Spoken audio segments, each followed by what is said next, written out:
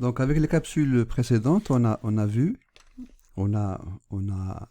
fait un petit tour du chapitre introduction et du vocabulaire, du chapitre vocabulaire de base et de gestion des fichiers de données.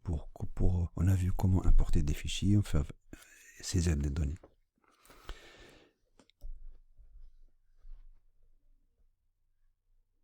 Donc maintenant, on va voir comment on manipule les données. Donc la manipulation des données, c'est autre chose. On suppose qu'on a déjà des données saisies, qu'on a déjà notre fichier. Donc on va pouvoir maintenant voir les fonctionnalités pour manipuler les données. Alors plusieurs fonctionnalités seront vues. Donc, récapitulatif. Dans les chapitres précédents, nous avons vu donc le vocabulaire SPSS, parce que dans chaque contexte, il y a un vocabulaire, dans chaque logiciel, il y a un vocabulaire. Nous avons vu le système de fenêtrage de SPSS. Souvenez-vous, c'est très important. Les fichiers SPSS de données, c'est les fichiers qui se terminent avec .sav. Les fichiers de résultats sont les fichiers qui se terminent par .spv ou bien pour les anciennes versions SPO. D'accord? Alors, on peut avoir plusieurs fenêtres de données, mais une seule fenêtre de résultats, parce que SPSS ne mélange pas les données et les résultats. Les données sont sacrées en statistique, on ne peut pas les changer. Par contre, les résultats, c'est ce qu'on veut, on peut les modifier, on peut les voir, on peut les trier, on peut les manipuler. Donc, on a vu le système de fenêtrage de SPSS. On va tout le temps... tout au long de ces capsules, insister sur cet aspect. On a vu donc comment créer un fichier de données, comment créer des variables et de leur donner des caractéristiques. Les caractéristiques, ce sont les attributs, ce sont le type de la variable, la longueur, la largeur, on dit la largeur, sa mesure, est-ce qu'il y a des variables, etc. On a vu comment importer des données. Comment apporter des données, et particulièrement on a vu les données Excel parce que c'est ça le plus courant, c'est ça 90% des cas, d'accord?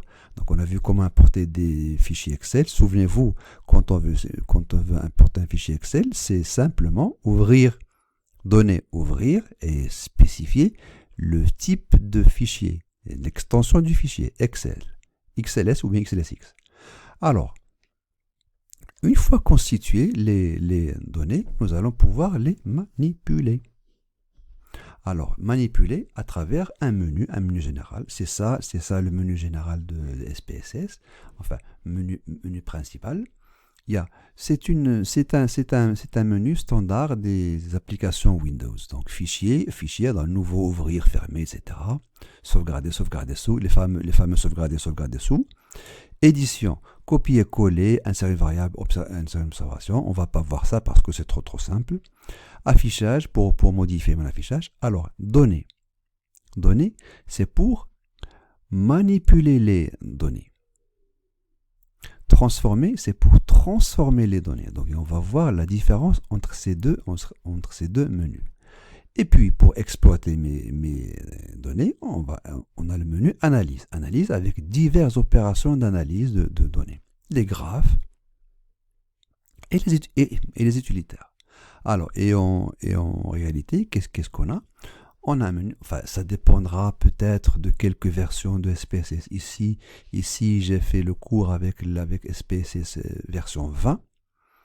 Mais c'est à peu près la même chose. Donc avec le fichier, donc le menu fichier, donc on ouvre nouveau, ouvrir, etc., changer leur serveur, ça on va pas voir, d'accord.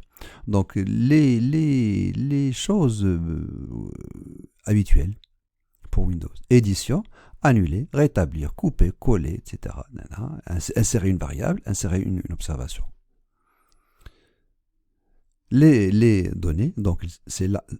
Ça, c'est pour la manipulation des données. Et on va voir ce qu'on va voir après dans les capsules suivantes. Trier les observations, transposer, restructurer, agréger, scinder le fichier, sélectionner des observations, pondérer les observations, etc. Pour transformer, c'est autre chose, c'est une autre paire de manches.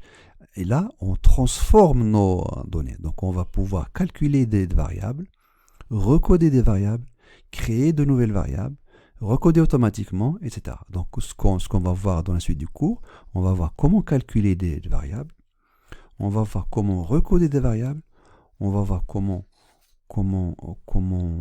créer une série chronologique si on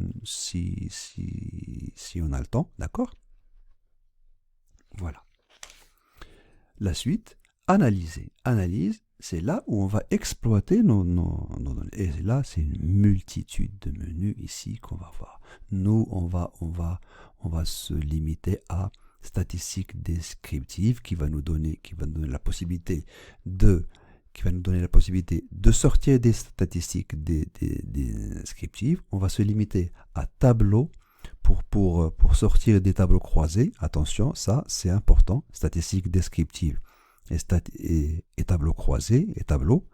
On va voir comment calculer des corrélations. On va éventuellement voir comment calculer une régression. Et voilà. Pour les graphes, c'est facile. Graphe du dialogue ancienne version. Pour une compatibilité avec les versions anciennes, SPSS a gardé ce menu parce que ça, c'est un accès facile. Pour le facile, bâton 3D, courbe, R, secteur, etc. D'accord? Et utilitaire, c'est pour générer les graphes, etc.